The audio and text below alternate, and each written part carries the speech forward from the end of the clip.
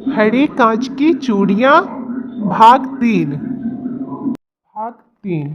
शिवानी अपने कमरे में हंस हंस कर किसी से दबी जुबान में बातें कर रही थी। उसकी आंखों में अजीब सी चमक दिख रही थी। लेकिन बातों के बीच अचानक ही अपनी माँ को सामने देखकर उसके चेहरे का रंग बदल जाता है और उसके हाथों से फोन जमीन पर गिर जाता है। माँ, आप! हड़बड़ाहट में उसके होठों से ये बोल निकल पड़ते हैं। हाँ मैं। तुम किससे बात कर रही थी? मैं वो। देखो, झूठ बोलने की कोशिश मत करना। क्या बात है, मुझे सही सही बताओ। किसी लड़की से बात कर रही थी ना तुम? और ये चूड़ियां भी उसी ने दी है ना तुम्हें? कौन है, किस जाति धर्म का है? तुमने तो हमारी नाक ही कटा दी। तुझे यहाँ रहने का कोई हक नहीं। जा निकल यहाँ से। तैराक की आवाज के साथ ही जोर का थप्पड़ शिवानी के गाल पर पड़ जाता है और वो चीख पड़ती है, नहीं माँ, मेरे साथ ऐसा मत करो। मुझे घर से मत निकालो। शिवानी आंखें बंद किए ये दोहराती, मत करो, मुझे घर से मत निकालो। अचानक ही शिवानी के मुंह से चीख सी निकल जाती है। उसकी आंखें बंद होती है, लेकिन तभी उसे एहसास होता है कि किसी ने उसे पकड़ा है। क्या हुआ बेटी? ये तू क्या बोल रही है? आंखें खोल, बोल, तेरी माँ तेरे पास है।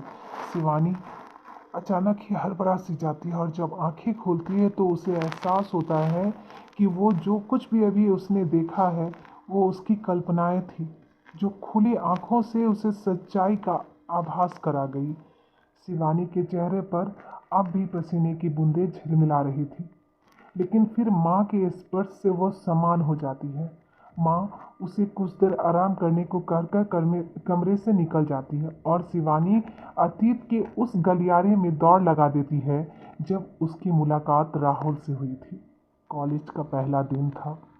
मन में खुशी के साथ एक डर भी था कि पता नहीं वहाँ क्या होगा, क्योंकि उसने रैंकिंग वगैरह के बारे में सुन रखे थे। पहला दिन, पहला पहला हर एहसास ही इंसान के लिए डर और खुशी दोनों एक साथ लेकर आता है। खैर, डर और खुशी के मिले जुले एहसास के साथ शिवानी ने जैसे ही गेट के अंदर प्रवेश किया कि अचानक ही एक लड़के से टकरा गई। उफ़, क्या देख कर नहीं चल सकते? सारा बुक गिरा दिया। सॉरी, मैं अभी उठा देता हूँ। किसी से टकराते ही शिवानी के होठों से खुद ब खुद यह शब्द निकल जाते हैं, लेकिन जैसे ही उसकी नज़र उस लड़की के चेहरे से टकराती है वो शब्द पर विराम लग जाते हैं। स्मार्ट पर्सनालिटी का लड़का जिसकी आंखों में शराफत की खुशबू बिखरती दिख रही थी, वो घुटनों के बल बैठकर उसके सारे बुक उसके हाथों में थमा देता है। माफ़ कीजिएगा, मैंने यह जानबूझकर नहीं किया। वैसे यदि आपको किसी तरह की परेशानी हुई है तो इसके लिए मैं माफ़ी मांगता हूँ। सॉरी। एक हल्की सी मुस्कान भरकर वो लड़का आगे बढ़ जाता है और शिवानी को अपने कहे शब्दों पर अफसोस होने लगता है कि क्यों उसने उसे करे लहजे में कहा, जबकि गलती सिर्फ अकेले की उसकी नहीं थी, गलती तो उसकी भी थी। खैर, जब वो क्लास रूम में पहुंची तो टीचर सबको पढ़ा रही थी। शिवानी ने दरवाजे पर पहुंचकर धीरे से कहा, एक्सक्यूज़ मी मैम, क्या मैं अंदर आ सकती हूँ? उसे देर से पहुंचते देखकर टीचर उसकी ओर मुखातिब हो जाती है। कौन हो तुम? तुम्हें पता नहीं है कि 9:10 से क्लास शुरू हो जाते हैं? देर क्यों हुई? कारण बताओ।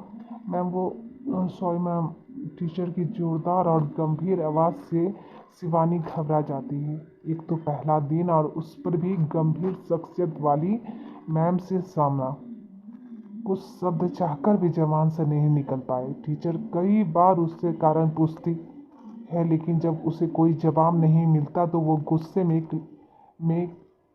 क्लास में नहीं घुसने का फरमान जारी कर देती है, जिससे शिवानी के चेहरे पर परेशानी के भाव झलक जाते हैं। लेकिन उसी वक्त एक आवाज़ वातावरण में गूंज उठती है, एक्सक्यूज़ मी मैम, प्लीज़ इन्हें क्लास में आने की परमिशन दे दीजिए, उन्होंने जानबूझकर देर नहीं की है।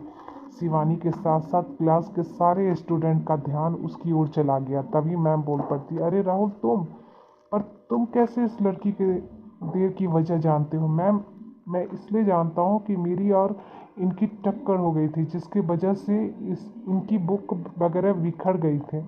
उन्हें ही समेटने में इन्हें देर हो गई। मैम, इनका पहला दिन है, प्लीज़ पहले दिन तो सज़ा नहीं मिलनी चाहिए ना। अच्छा ठीक है, तुम मेरे बेस्ट स्टूडेंट में आती हो इसलिए ठीक है। अब तुम जाओ अपनी क्लास में। वृंदा मैम क्लास की ओर बढ़ रही है। जी मैम।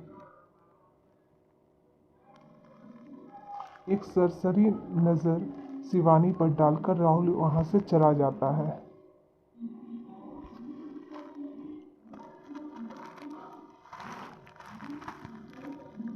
और मैम राहुल से हटाकर शिवानी के चेहरे पर अपनी नज़रें टिका देती है।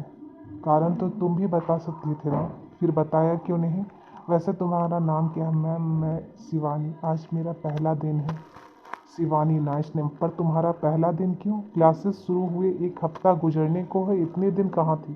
क्लास क्यों नहीं कर रही थी? मैम, मैं किसी ज़रूरी काम से शहर से बाहर थी, कल ही लौट कर आई हूँ। शिवानी अभी मैम को यह सब बता ही रही थी कि तभी कॉलेज का एक स्टाफ रूम में दाखिल हुआ है। मैम, आपको प्रिंसिपल मैम ने बुलाया है। अच्छा तुम चलो, मैं आती हूँ। स्टाफ को समझाकर मैम शिवानी की ओर मुखातिब हो जाती है। अच्छा चलो शिवानी, अपनी सीट लो, मैं प्रिंसिपल मैम से मिलकर अभी आती हूँ। जी मैम। मैम के जाते ही शिवानी आगे बढ़ती है, लेकिन कुछ देखकर उसके कदम ठिठक जाते हैं। आगे की कहानी भाग 4 में।